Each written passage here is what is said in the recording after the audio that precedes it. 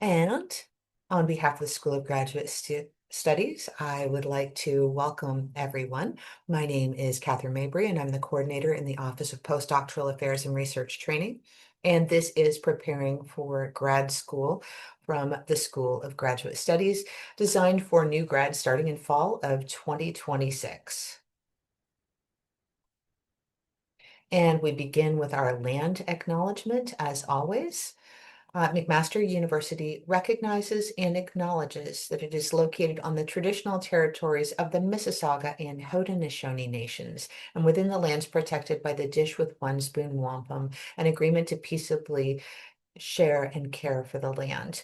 I invite you to put into the chat the land that you are joining us from, and I also invite you to learn more about the Mississauga and Haudenosaunee nations. Where we are at McMaster, we have a lot of resources and beautiful space that reflects the ethos of taking from the bowl and passing the resources on to the next person and sharing them. All right, for today's overview, we have a team of people from the School of Graduate Studies to answer questions. So please make sure that you're using the Q&A to post your questions. That's where you're going to want to put them.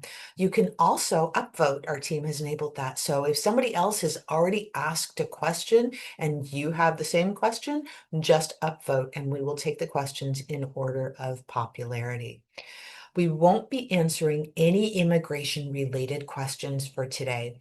If you have any questions for our immigration advisors, for example, this could be anything about your study permit application or your questions about Canada's immigration system, please reach out to them directly at immigration@mcmaster.ca. And we would also encourage you to plan to attend one of the International and Exchange Student Experience Team's upcoming sessions. We have a schedule of those later on in this presentation. All right, so we are going to get right to it talking about the School of Graduate Studies.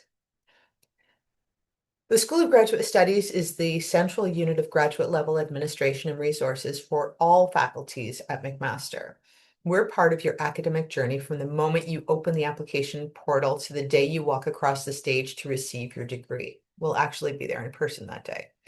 Some of the areas we manage include all admissions to graduate programs, all PhD defenses, the rules and regulations of graduate education at McMaster. You can find the rules and regulations in the School of Graduate Studies calendar. When you're here, if you need guidance about policies or if you have need to access the official forms associated with your academic life, our website has all of those resources there. As well, our graduate school team administers many of the scholarships and awards for graduate students and manages the payment for graduate awards. If you have a question about your funding, we're the people to contact. And if we don't have the answers you need, we'll point you towards the right person. We also have the Graduate Resources Team, and that's my team. This group organizes and coordinates academic and professional training opportunities such as communication competitions, workshop series, and other fun things. We also work with many partners across campus to deliver sessions to help you grow your skills. Our communications coordinator curates a regular newsletter of opportunities, news, and funding from across the university and beyond campus, specifically for grad students. You'll receive this newsletter regularly starting in September, and we encourage you to check that. The Office of Postdoctoral Affairs and Research Training also sits in the School of Graduate Studies. You'll see many opportunities come your way that are open to both postdocs and grad students. That's quite a lot, and this is just the beginning of our session today. So you can see there's a lot to learn about grad studies and the things that will be available to you here at McMaster. All right, the School of Graduate Studies is also where the academic leadership for the graduate community is located. The school is led by the Vice Provost and Dean of Graduate Studies, Dr. Steve Ranelovich. Each faculty is connected to the school through an Associate Dean of Graduate Studies. During your time here, you may be connected with your Associate Dean depending on the situation. Contact information for the leadership is located on our website under the About tab. Our Associate Deans are Martin Beckman for Humanities, Catherine Granfield for engineering, Stephen Hanna for health sciences, Melanie Heath for social sciences, Laura Parker for science, and Manish Verma for business. We encourage you all to head to the Orientation Hub. This is an online space that takes you step by step through the process of becoming a graduate student.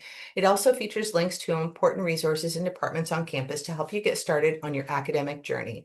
We can't tell you enough that the Orientation Hub is designed for this very point in your academic journey. Pretty much any question that you're going to have is likely the Orientation Hub is going to be the place that will point you in that right direction. So please do check there first. Okay, when we're talking about enrollment, recently you all received your enrollment from the school.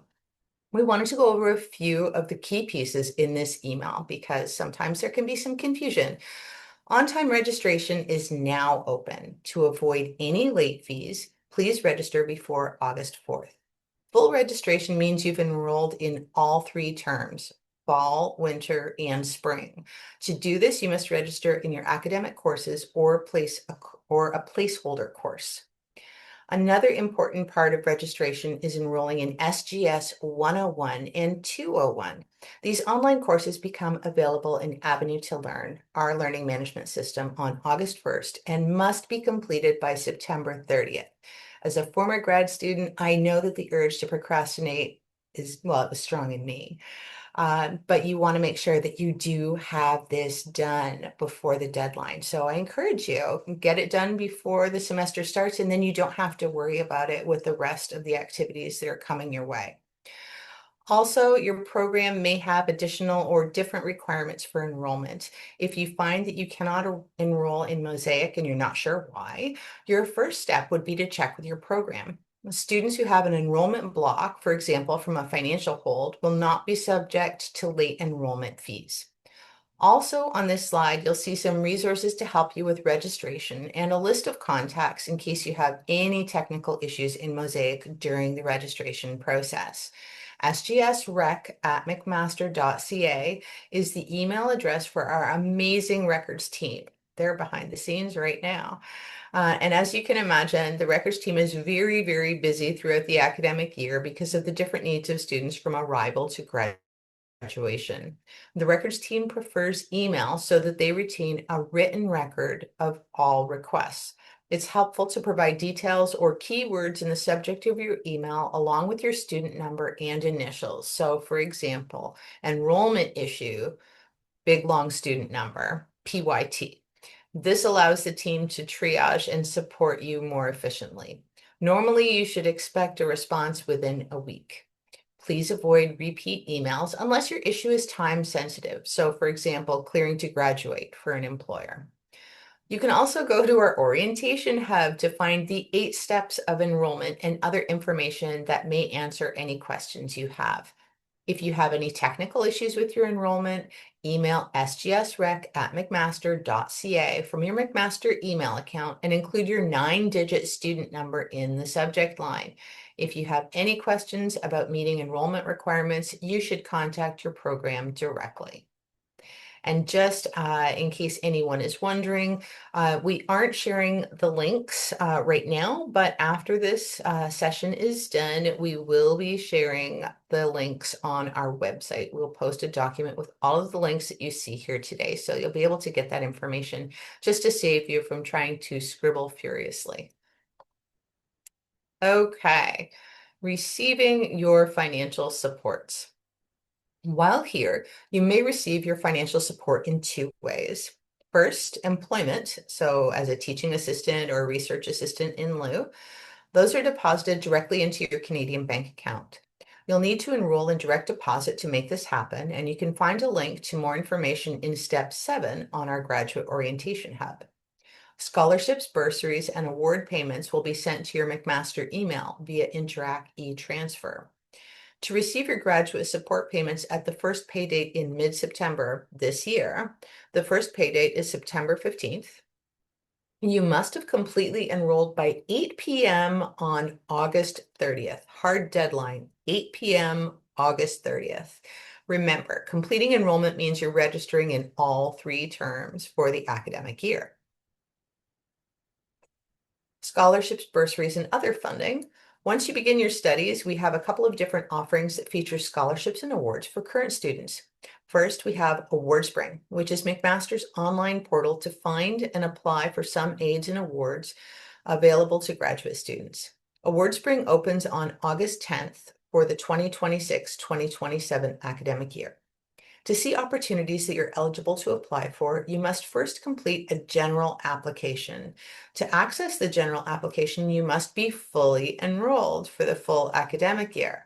AwardSpring also tracks the completion of any additional requirements on a dashboard, and this will help you navigate the application process.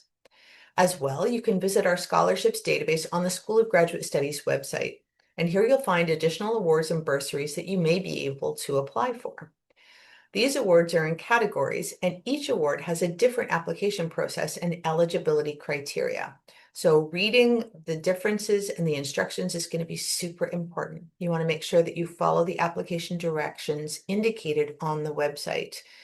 If you have any questions about external funding, so these are opportunities from foundations and agencies where you apply directly and not through the School of Graduate Studies, please contact the institute, agency, funder, or foundation directly. The exceptions to this rule are the tri-agency scholarships from CIHR, NSERC, and SHRC. Our McMaster team manages applications to these agencies. The deadline for the Tri-Agency Canada Graduate Research Scholarships for Masters is December 1st. For the Tri-Agency Doctoral Awards, the internal application deadline will be in mid-September. We'll announce the date in the coming weeks. International students will be able to apply for the doctoral awards, but you must be a current student. That means you must be fully enrolled for the academic year.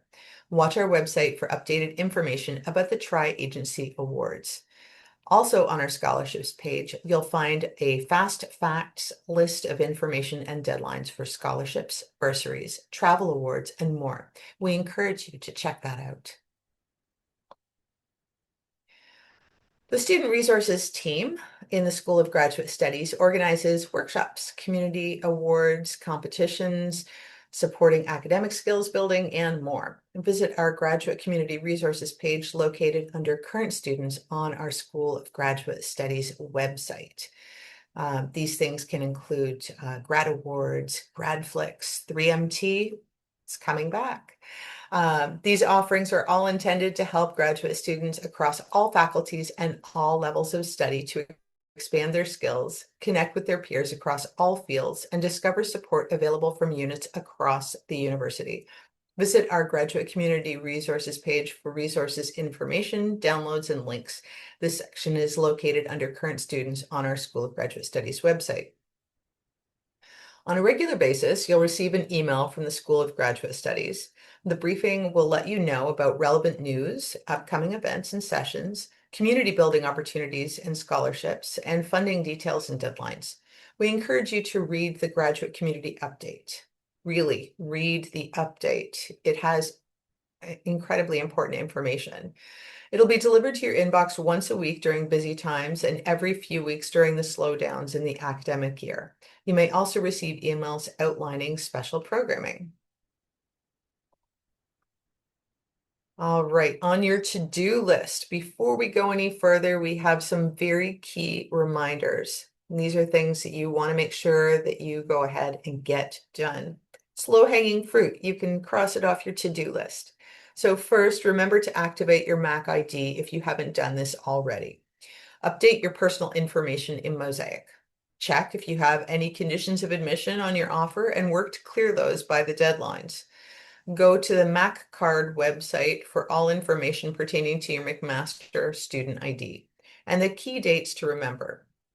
On-time enrollment is open until August. To avoid any late fees, enroll now. In fact, when you finish here today, if you haven't already enrolled, go do that. If there's a barrier to your enrollment, the late enrollment fee will not be applied. However, if you have tuition charged for the term and you do not pay it by the fees deadline, you will be subject to a late payment fee and interest. Please note there are payment plans available and you can connect with student services for support. Oh, so exciting. Your graduate journey is going to begin. So now that we've looked after the business of enrollment and who we are in the School of Graduate Studies, let's talk about traveling to McMaster and becoming a part of the community. You may be here for just a few months working your way through a master's program, or you may be with us for 4 years or longer as you work towards your doctorate. The most important thing to remember is that you are not alone on this path. Never hesitate to connect with someone from your program or someone in the School of Graduate Studies if you need some guidance, questions answered, or just a shoulder to lean on. We're here to support you on this journey. For many of you, this may be your first time in Hamilton and your first trip to the province of Ontario, or maybe even your first time in Canada. So let's talk a bit about getting here. If you're arriving from one of our area airports, so that would be Toronto Pearson or Hamilton International, there are a few ways to get to McMaster. McMaster is 68 kilometers away from Toronto Pearson Airport, and the travel time is usually between 45 and 90 minutes, depending on the time of day and whether there's an accident on the highway or what mode of transportation you happen to be taking. From Toronto, you can use the GO Bus Route 40. This is public transit used by many people in Southern Ontario.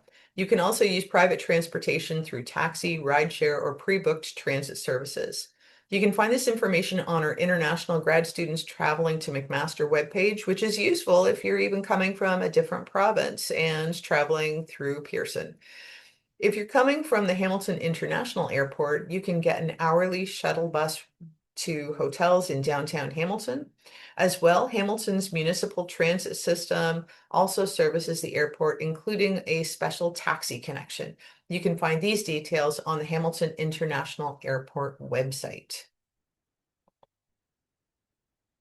To find your way around campus, visit the Discover McMaster webpage at discover.mcmaster.ca. These are there are interactive maps as well as an accessible map for wayfinding in campus buildings. And now I would like to introduce Justin Monaco Barnes from Housing and Conference Services. Justin is here to speak about McMaster's off-campus residence 10 Bay.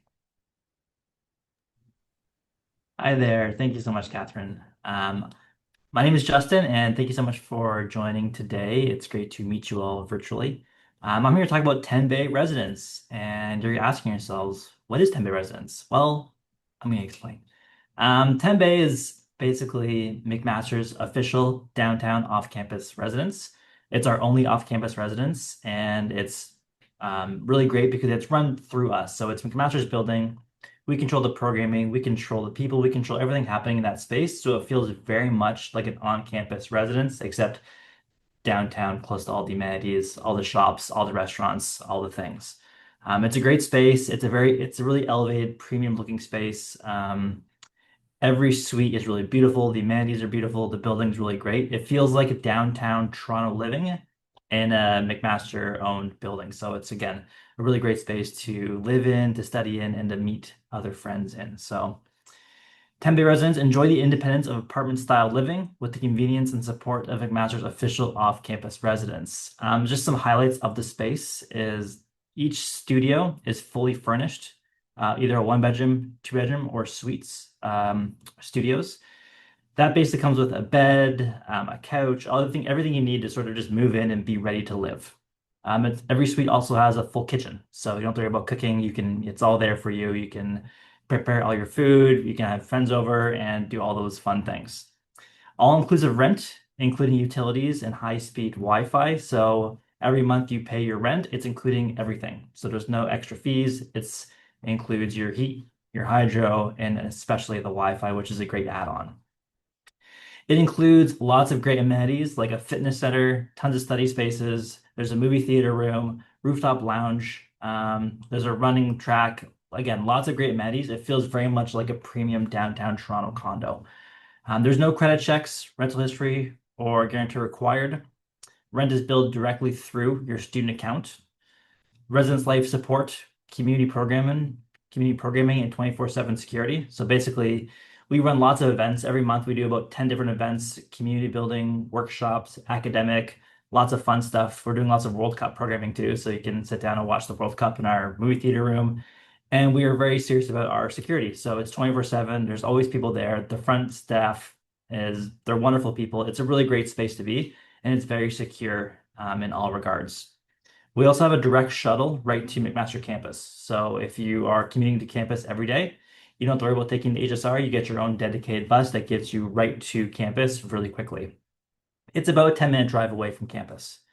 It's located in the heart of downtown Hamilton and is approximately 10 minutes from McMaster University by car or shuttle and offers access to shopping, restaurants, entertainment, and waterfall trails. So because it's right downtown, you get access to everything. So it's right next to a really diverse grocery store, tons of restaurants, lots of activities, lots happening downtown, and you're sort of right in the middle of it, which is really great. And you still have that direct line to campus, again, which is a really great feature to commute and connect. If you're not living in the area, but you do want to see the space, you can book a virtual tour through our website. If you go to tenbayliving.ca, there's a Visit 10 Bay tab, and you can book either an in-person tour, so they'll take you to the space, they'll show you the amenities, they'll show you a demo suite. You can ask all your questions, meet the team, all that fun stuff. But if you can't make it in person because you're out of province or you're just simply too busy, you can do a virtual tour where you'll connect with someone live, and then they'll walk you through the space in a virtual setting. So again, you sort of get that experience as well.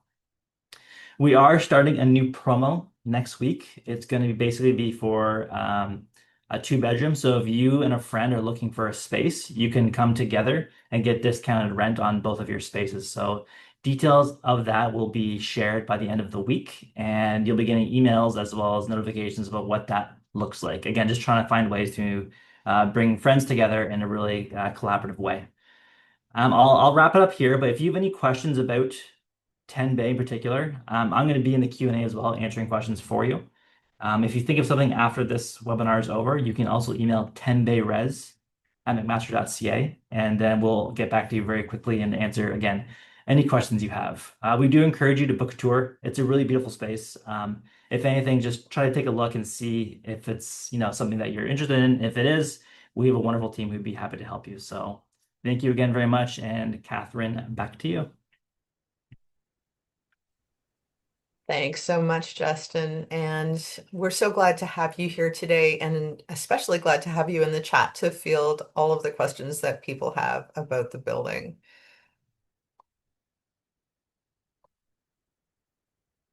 All right, moving on to disability and accommodations. So if you are creating a learning environment that is creating a learning environment that is accessible to all students is a value embedded within the university's fabric, as well as our policies, services, and practices. If you're a graduate student with a disability and you'd like to set up accommodations for academic reasons, you should connect with Student Accessibility Services before classes or before your academic work begins. So this process begins with registration through SAS and booking an intake appointment. For those who are in need of a workplace accommodation for a disability, you would contact Human Resources. If you require if you require accommodations and you have a TA-ship, you'd have to go through the process twice, once for your academic classes and once for your employment. Okay. For our international students, we want to remind you that you'll need to get a social insurance number and a Canadian bank account so that you can work and get paid in Canada. Everyone who works in Canada has a social insurance number. There's no fee for a social insurance number, also called a SIN, and you may be able to get it at the Pearson Airport when you arrive, online, or at a Service Canada location in Hamilton, or at an on-campus SIN clinic. The schedule for online clinics will be available in the coming weeks. We don't recommend getting your SIN by mail. For all other information about studying and working as an international student in Canada, we encourage you to join one of the many webinars being held by our partners in the International and Exchange Student Experience Unit. They're holding numerous sessions about studying and working in Canada. If you're an international student with questions about working in Canada, please reach out to them at immigration@mcmaster.ca. For the university health insurance plan, all international students and their dependents who join them here. So this would be a spouse or children, but not parents or other relatives, are required to pay for health insurance through the University Health Insurance Plan, or UHIP. Visiting and exchange students must also have UHIP. The cost of UHIP is charged through student fees. Coverage can begin as early as the 10th day of the month before the start date of the academic term. So this means if your program starts in September, coverage can start on August the 10th. To learn about what UHIP covers, how to claim, the cost, and all other details, we encourage our international students to visit the McMaster UHIP webpage, attend one of the upcoming sessions, or reach out directly to the IESE team if you have any questions, and you can email them UHIP, UHIP, @mcmaster.ca. Setting you up for success, because we want you to succeed as a graduate student. To help you do that, we have many supports and resources to set you on the path to success, whether you're beginning a journey into research, working towards a professional degree, or starting a course-based program. For graduate students in a research program and who have a supervisor, we have a communications tool called Getting the Supervisory Relationship Off to a Good Start. This downloadable tool is a template found on the SGS website that can be completed by the student and supervisor at the beginning of your program. Once filled, you can revisit this template at any time to review and update. It's a great way to start things off. Getting the supervisory relationship off to a good start offers a guideline for students, supervisors, programs, and committees. It includes a summary of the roles and expectations. It acts as a quick reference if you're unsure about something, and it supports self-efficacy, awareness, and effective communication. Using this template could be optional, or it may be required by your program. It really depends on the program and supervisor. We'll be releasing a new updated version of the Good Start Guide in early September, so please stay tuned. And to learn more about supervision, we encourage you to review the graduate calendar and the PhD supervision policy. Visit our website to access supervision resources. And for the vast majority of doctoral students, their academic experience meets the expectations of all parties. For those students who feel expectations are not being met, there are supports to help you navigate the relationship. First, you should raise any concerns and have a discussion with your supervisor. If you find that that is not answering your concerns, you should reach out to the grad chair, department advisor, director, or program lead, depending on your situation. Your next level of contact, should you still have concerns, would be the Associate Dean of Graduate Studies for your faculty. If your concerns are related to mistreatment, harassment, or discrimination, you can contact the Equity and Inclusion Office, the Ombuds, a trusted peer, mentor, or staff member. Or in the case of TA or employment concerns, you can reach out through CUPE 3906. Additional supports include the Student Wellness Center and the Graduate Students Association. Libraries and research. Many of you will be immersed in programs of research, and this means you'll need to make friends with McMaster's librarians. The good news is they're really awesome. There are 4 libraries at McMaster. Mills Library, which is focused on the humanities and social sciences, H.G. Thode Library of Science and Engineering, the Health Sciences Library, and the Innes Library for Business. These libraries have graduate studies and faculty-specific librarians who may offer research consultations and guidance on citation management. So I'm just going to say that again. If you're doing a research program here at McMaster, these libraries all have faculty-specific librarians, and you may be able to book research consultations with them. All graduate students and postdocs can access the grad and postdoc study room, a quiet space for the exclusive use of grad students and postdocs located in Mills Library. You'll need to get access through Mills Library, and the details are on their website. I'm also going to draw your attention to the graduate and postdoctoral librarian because we do have one, Carly McLeod. She's awesome, and everyone is eligible to book an appointment with Carly. She also does workshops and other things to help you develop out the research skills and support that you need to be able to complete your program. So, regardless of what program you're in, you do have the option for full support.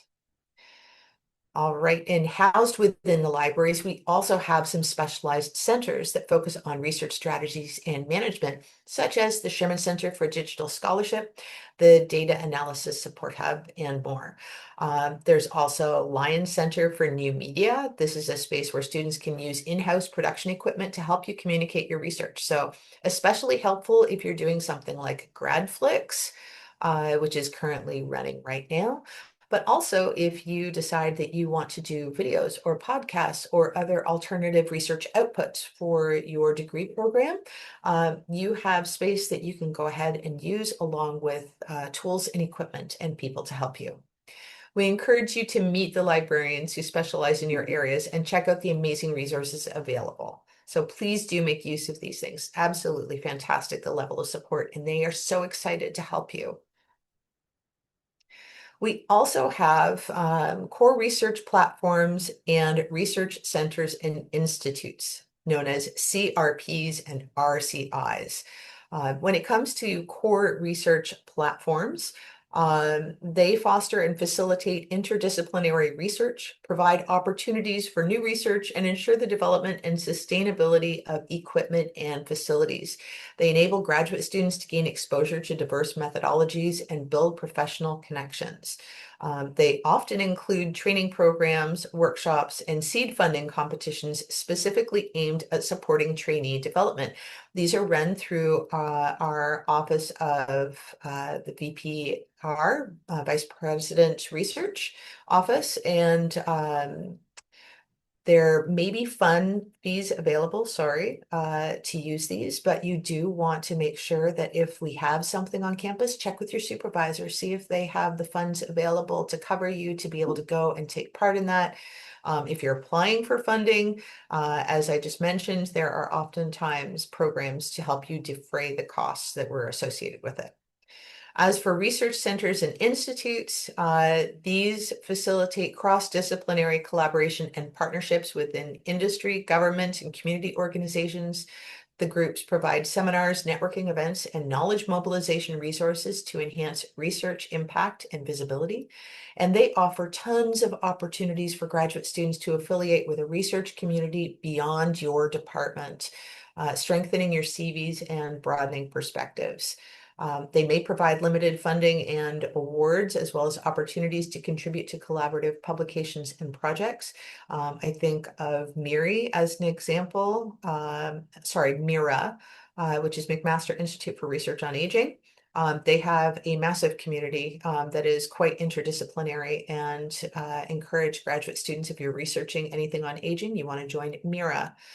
How to take advantage of these? You want to join early with relevant groups to expand your research network and identify collaborators. Attend events, speaker series, and workshops to stay current and develop transferable skills. Apply for internal grant, seed funding, and trainee awards linked to these programs. And use these communities to increase visibility, find mentorship opportunities, and explore career pathways beyond academia. So make sure that you are looking beyond just your program when you are establishing your academic goals. Okay, teaching and learning. Some of you will be working as teaching assistants, and we have some wonderful resources available to help you hone your skills. The McPherson Institute for Teaching and Learning is a specialized unit on campus that delivers the mandatory teacher training that you're required to complete, as well as a teaching and learning certificate program, special workshops, and training. You can subscribe to the McPherson memo to keep up to date on their offerings. And I just want to say that the training offered by the McPherson Institute is available to all graduate students, regardless of whether you have a teaching position or not. So if you don't have a TA-ship, but you're aiming for getting one going forward, we encourage you to learn more about the resources provided through the McPherson Institute and to take advantage of them. So repeat it again, you don't have to be teaching in order to learn from the McPherson Institute and what they have available. As a teaching assistant or research assistant, you are protected under the CUPE 3906 Union Collective Agreement. CUPE has a health plan for TAs and RAs and provides advocacy. To learn about CUPE 3906, visit their website. Writing support. For many of you, writing will be a key component of your graduate journey. Whether you're writing a major research paper, presenting at conferences, producing a journal article, or completing a graduate thesis. Both the School of Graduate Studies and our partners in the Student Success Center offer resources to support graduate level writers. Resources include a module to introduce students to graduate level writing, a thesis writer's toolkit, weekly writing circles, and one-on-one appointments to help students keep their writing on track. Visit the graduate writing section on our website for links to all of these supports and services. Career and professional development. The Student Success Center is the key point of contact for graduate students from all faculties. They can provide you with assistance in your exploration, planning, and preparation for your career through one-on-one appointments and programs. So you want to make sure that you are accessing the career support through the Student Success Center. Regardless of what program you are, they have someone who will be able to assist you. If you find yourself in one of the other areas on campus that also has career offices, we wanted to walk you through supports that would be available to you. So here we're starting with business. If you are in the MSc eHealth or the Master of Management in AI and Analytics, MMAIA program, you have a dedicated career and relationship manager who can provide you with coaching on interview techniques, running mock interviews, resume prep, helping you connect with industry partners and prepare for the work term part of your program. So you have a dedicated person to help you with that. If you're in the Masters of Finance, the MFin program, you also have all of those same supports. You just don't have a work term as part of your program. So, they wouldn't be helping you with that. If you're in any other master's or PhD program, you would access support through the Student Success Center.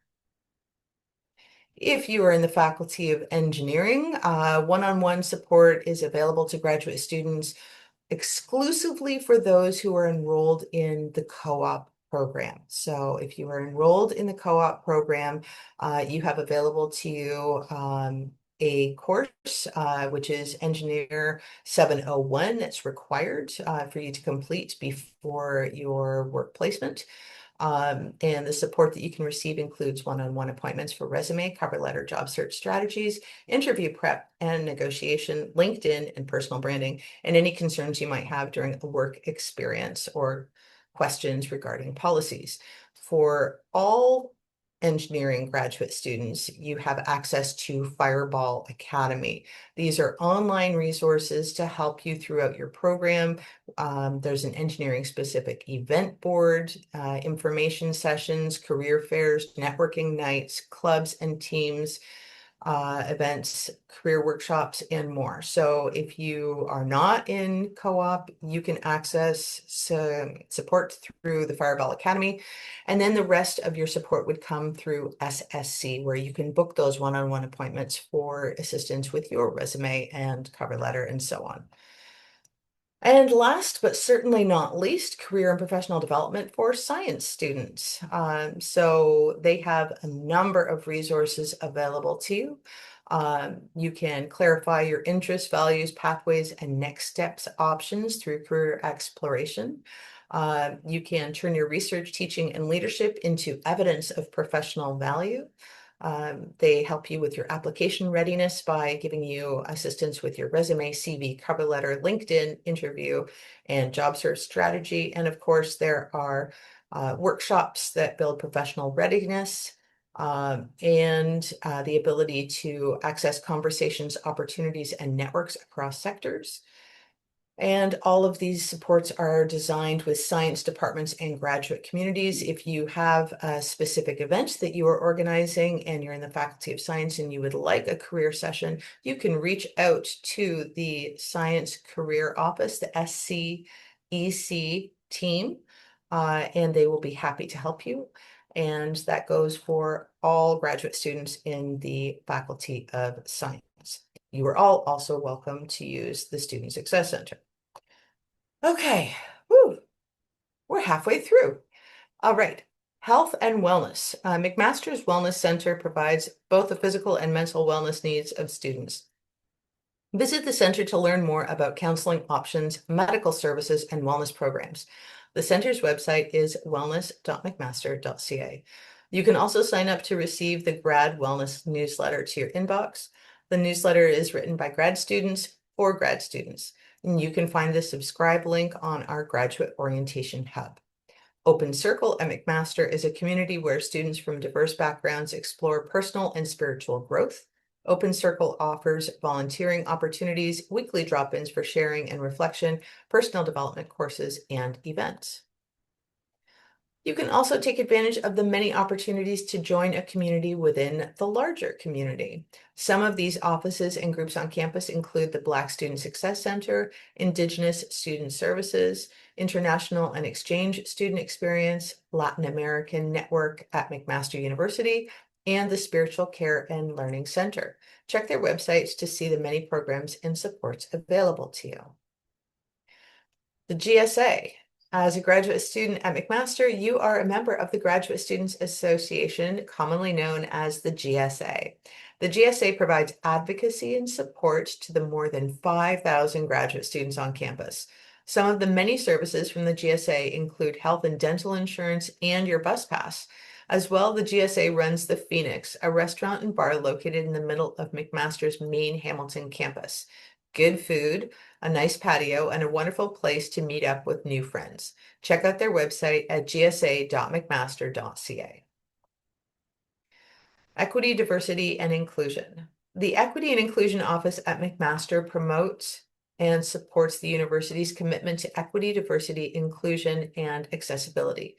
Work done by this office includes human rights and dispute resolution, inclusion and anti-racism education, an accessibility program, and sexual violence prevention and response. Financial information. Max Money Center is a resource available to all students and aims to help you take control of your financial decision-making and wellness. The center offers resources to help you create a budget, support to help you file your taxes, workshops, and more. Please visit the website for additional information. McMaster also offers support for financial emergencies and negative circumstances that are beyond your control. Visit the registrar's website for information. Also, check out the School of Graduate Studies website for a list of bursaries available to graduate students. Please review each bursary for requirements and eligibility. Upcoming sessions for incoming students. Both the School of Graduate Studies and your programs and faculties organize many online and in-person events for new students. Not only will you learn a lot of relevant stuff at these events, but you'll meet the McMaster teams with whom you'll be connected during your journey and so many new and potentially lifelong friends. We encourage you to attend as many things as you can, even if, like me, you're an introvert. One of the primary events every fall is the Resource Fair for Graduate Studies. The fair runs for 3 hours on Wednesday, September the 9th, and you're welcome to drop in at any time from 11 a.m. to 2 p.m. in CIBC Hall in the McMaster Student Center. You'll meet so many people who can offer incredible guidance and point you in the right direction during this journey. For example, those librarians who are more than happy to help you, the ones I was promoting, they'll be at the fair. The teams from Academic Services and the Student Success Center, introduce yourself when you walk by their table. The School of Graduate Studies teams, yes, we're all there and ready to say hi and answer any questions that you might have. We'll have representatives from 35 to 45 different units on hand at this annual welcome event. You really do want to stop by and make sure that you take advantage of it. Upcoming sessions for international grad students. We have several sessions upcoming exclusively for our international incoming grad students, including sessions to help you apply for a new study permit if you haven't already done so. Also, for those of you who need to extend existing permits, a couple more sessions are coming your way. Other sessions include pre-arrival information on July 22nd and an international graduate student panel question and answer session on July 24th. We recommend both of those virtual presentations to anyone who is an incoming international grad student. Also, a very important session about the mandatory UHIP program and the Canadian healthcare system will be hosted twice, first on July 27th and then on August 12th. International students are recommended to attend one of those webinars. Additionally, our partners in the McMaster Office for the Development of English Language Learners model are presenting multiple sessions to help international students ready themselves for grad school, including writing professional emails and navigating social situations. Please visit the orientation calendar on the hub for links to all of these events. We'll be adding more, so definitely keep reviewing them. And finally, here's a list of SGS contacts and when you should reach out. If you have any questions about clearing conditions of your admission, the structure of your program, other requirements to enroll, your TA assignment, degree requirements, and your funding package, please contact your program.